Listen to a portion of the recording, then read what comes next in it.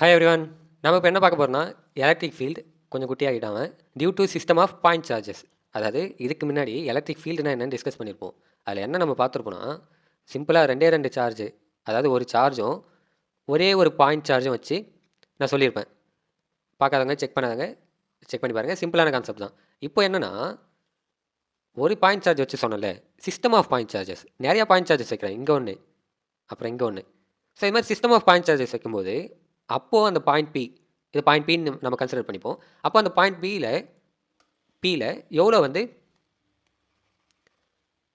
Electric field act ஆகும் அப்படின்றது தான் நம்ம டிஸ்கஸ் பண்ண போகிறோம். ஓகேவா? இப்போது பாயிண்ட் பின்னு பார்க்கும்போது இதுக்கான ஃபோர்ஸ் எப்படி ஆக்ட் ஆகும்? ஸ்ட்ரைட்டாக வருமா? Wait minute. ஓகே, ஸோ ஸ்ட்ரைட்டாக வரும்.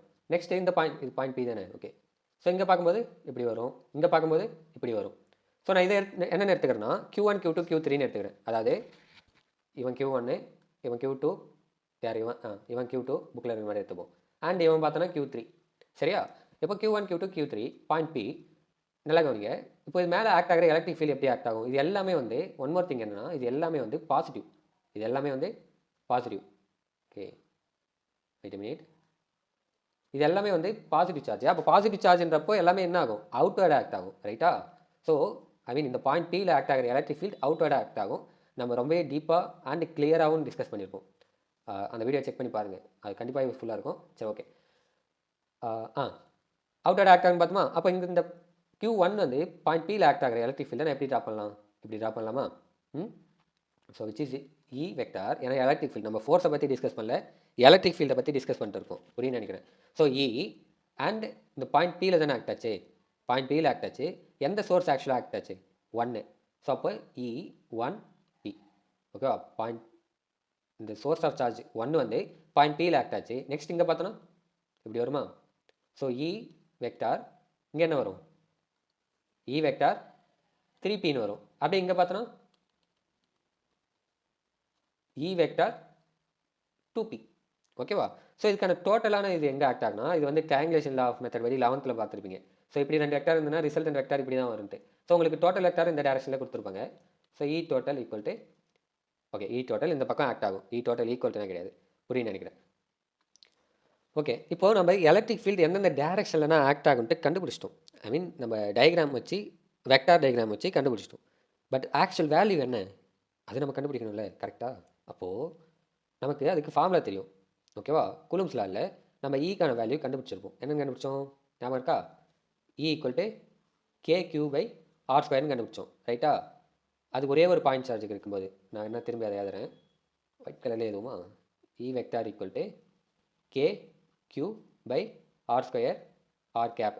இப்படின்றது காமனான ஜென்ரலான ஃபார்முலா. ஒரே ஒரு பாயிண்ட் சார்ஜ் இருக்கும்போது இங்கே 3 பாயிண்ட் சார்ஜஸ் இருக்குது. அப்போது நான் எனக்கு டோட்டலாக வேணும்னா நான் E1 + E2 + E3 இது மூணுத்தையும் ஆட் பண்ணனா எனக்கு டோட்டலாக எவ்வளோ எலக்ட்ரிக் ஃபீல்டு ஆக்ட் ஆச்சுன்றது தெரிஞ்சிடும். ஆமாம் தானே? எஸ். அப்போது இ டோட்டல் ஈக்குவல் டு, கவனிங்க, இ டோட்டல், இ வெக்டார் அதுவும் முக்கியம். வெக்டார் முக்கியமா?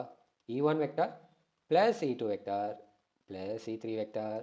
ஏன்னா 3 தானே எடுத்திருக்கோம். ஸோ 3 போடுவோம். So dot dot dot n number of vectors. ஓகேவா? I mean n number of charges இருக்குது அப்படின்னு வச்சுட்டா என்னன்னு போட்டுருவோம். ஸோ இப்போது இதில் என்ன காமனாக இருக்கும்? ஆக்சுவலாக கேன்றது காமனாக இருக்கும். ஓகேவா? அதை தாண்டி Q காமனாக இருக்குமான்னு கேட்டால் இருக்காது. அதுதான் நீங்கள் முக்கியமான விஷயம். நம்ம Pன்றது பாயிண்ட் சார்ஜாக எடுக்கல, பாயிண்ட்டாக தான் எடுத்துருக்கோம். நீங்கள் பாயிண்ட் சார்ஜ் இங்கே தான் பாயிண்ட் சார்ஜ். இந்த பாயிண்ட் சார்ஜ்னு பார்க்கும்போது எல்லா டேரக்ஷன்லையுமே இப்படி இப்படின்னு இதாகும். நம்ம இந்த 3 பாயிண்ட் சார்ஜும் ஒன்று சேர்றப்போ நான் ரேண்டமாக ஒரு பாயிண்ட் எடுக்கிறேன். ஆக்சுவலாக இப்படி இப்படி இதாகும்டா, இதாகும். ஓகேவா? அண்டு இன்னொரு சார்ஜ், பாசிட்டிவ் சார்ஜ் இப்படி இப்படி இதாகும். அண்ட் இன்னொரு பாசிட்டிவ் சார்ஜ் இப்படி இப்படி எல்லா சைடுமே வந்து எலக்ட்ரிக் ஃபீல்ட் லைன்ஸை இது பண்ணிட்டு இருக்கோம். நம்ம நெக்ஸ்ட் அதை தான் டிஸ்கஸ் பண்ணுவோம். இப்போது நான் என்ன பண்ண போகிறேன்னா, வெயிட் மினிட். ஸோ இது எல்லாமே இதாகுது, கரெக்டாக? எல்லாமே எலக்ட்ரிக் ஃபீல்ட் லைன்ஸை இது பண்ணுது. இந்த பக்கம், இந்த பக்கம், இந்த பக்கம்ன்ற மாதிரி. ஸோ நான் இப்போ இந்த பாயிண்ட்டுன்னு சூஸ் பண்ணும்போது வேறு கலர் சூஸ் பண்ணவா? ஸோ நான் இப்போ என்ன பண்ணுறேன்னா இந்த பாயிண்ட் சூஸ் பண்ணுறேன். இந்த பாயிண்ட் சூஸ் பண்ணிட்டு இங்கே எவ்வளோ எலக்ட்ரிக் ஃபீல்டு ஆக்ட் ஆகுதுன்னு கண்டுபிடிக்க போகிறேன். எது மூலிமா? நான் எடுத்த இந்த பாயிண்ட் சார்ஜஸ் மூலிமா. இந்த ப்ளூ கலர் இருக்குல்ல, இதை தான் நான் என்ன சொல்கிறேன்னா, வெயிட் மினிட். ஸோ இதை தான் நான் என்ன சொல்கிறேன்னா பாயிண்ட் பின்னு சொல்கிறேன். இங்கே எடுத்துருக்கல அது. இது 3 தான் வந்து என்னென்னா Q1 Q2 Q3. புரியுன்னு நினைக்கிறேன். ஓகே, ஸோ இதை ரப் பண்ணிடுறேன். ரொம்ப இதாக இருக்குது. ஓகே, இப்போ அதில் அப்போ பார்த்தோன்னா கே மட்டும் தான் காமனாக இருக்கும். மீதி என்ன இருக்கும்? Q1 இருக்கும், Q2 இருக்கும், Q3 இருக்கும். ஸோ எல்லாமே வேறு டிஃப்ரெண்ட் சார்ஜஸ், வேறு different point charges or charges. அப்போது E total equal to E vector total equal to கேவை மட்டும் நான் காமனாக வெளியே எடுத்துருவேன். அங்கே என்ன போட்டிருப்பாங்கன்னா 1/4 எப்சிலான் நாட்னு போட்டிருப்பாங்க. நம்ம சிம்பிளாக முடிச்சிடுவோம். எதுக்கு அப்படி போயிட்டு இப்படி வந்துட்டு கரெக்டாக. அப்போது ஸோ Q1 பை நல்லா கவனிங்க ஆர் ஸ்கொயர் ஆர் கேப் இது நம்ம ஜென்ரலாக போட்டுருவோம். இப்போ நம்ம Q1ன்ட்டு ரெப்ரசென்ட் பண்ணும்போது டேரக்ஷனை கண்டிப்பாக ரெப்ரசென்ட் பண்ணி ஆகணும். ஸோ அப்போது இதுக்கான டிஸ்டன்ஸ் நான் என்ன சொல்லலாம்? சாரி இங்கேருந்தே வரும். Q1 to P நான் என்ன சொல்லுவேன்? ஆர் கேப் 1Pன்னு சொல்லலாமா? ஆர் கேப் 1P அண்ட் இதுக்கான டிஸ்டன்ஸ் பார்த்தோன்னா அப்போ அதே தான் ஆர் 1P தான். அப்போ R 1P and R 1P ஓகேவா? ஸோ நெக்ஸ்ட் என்ன வரும்? ஆர் 2Pன்னு வரும். நெக்ஸ்ட் ஆர் 3Pன்னு வரும். அதே போல் என் நம்பர் ஆஃப் போகும். என் நம்பர் ஆஃப் போகும்போது QN by R NB square R cap NB. சிம்பிளாக இருக்கா? அதான் physics. Okay. So E total equal to K. இப்போது இதை நான் வந்து இன்னும் சிம்பிளிஃபை ஆக்க போகிறேன். ஓகேவா? ஸோ அப்போது சிம்பிளிஃபை பண்ணும்போது நம்ம என்ன எழுதலாம்னா சம்மேஷன் எழுதலாம். சம்மேஷன்ன்றது ஆக்சுவலாக நான் இன்னொன்று சொல்ல மறந்துட்டேன். இப்போ இதுதான் கரெக்டான டைமும் கூட இருக்குது. ஸோ இதுக்கு முன்னாடி சூப்பர் பொசிஷன் பிரின்சிபல் டிஸ்கஸ் பண்ணியிருப்போம். ஓகேவா? சூப்பர் பொசிஷன் பிரின்சிபல் டிஸ்கஸ் பண்ணியிருப்போம். அதில் என்னன்னா ஃபீல்டை வச்சு டிஸ்கஸ் பண்ணியிருப்போம். அப்போது ஒரு ஒரு சார்ஜ் மேலே 3 டிஃப்ரெண்ட் சார்ஜ் ஆக்ட் ஆகிற ஃபீல்டை நம்ம எப்படி கால்குலேட் பண்ணலாம்னா மூணுத்தையும் ஆட் பண்ணுறது மூலிமா கால்குலேட் பண்ணலாம். ஸோ அதே தான் இங்கேயுமே ஒரு பாயிண்ட் சார்ஜ் மேலே எவ்வளோ ஆக்ட் ஆகுதுன்றப்போ நான் மூணுத்தையும் ஆட் பண்ண போகிறேன். அப்படி ஆட் பண்ணும்போது எனக்கு என்ன ஹெல்ப்ஃபுல்லாக இருக்குன்னா சம்மேஷன் ஹெல்ப்ஃபுல்லாக இருக்கும். சம்மேஷன்ன்றது என்னென்னா ஆக்சுவலாக டோட்டலாக எல்லாத்தையும் ஆட் பண்ணுறது. அப்போது நான் சம்மேஷன் சிம்பிள் இதுதான். சம்மேஷன் சிம்பிள்ன்றது அப்படியே எம்மை வந்து சைடாக போட்டால் அதான் சம்மேஷன் சிம்பிள். ஸோ இதில் போட்டுட்டு QRR இது காமனாக நம்ம எழுதுறது. இப்போ நெக்ஸ்ட் என்ன பண்ண போகிறோன்றது தான் முக்கியம். ஓகேவா?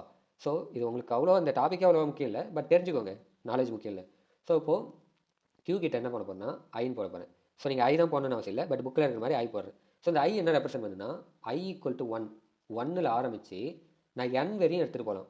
n நம்பர் ஆஃப் சார்ஜஸ் வரையும் இந்த ஃபார்முலா சப்ஸ்டியூட் பண்ணலான்றதை எப்படி ரெப்ரசென்ட் பண்ணலான்னா ஐ ஈக்குவல் டு 1 ஆரம்பித்து n வரையும் நான் எடுத்துகிட்டு போவேன் அப்படின்ட்டு.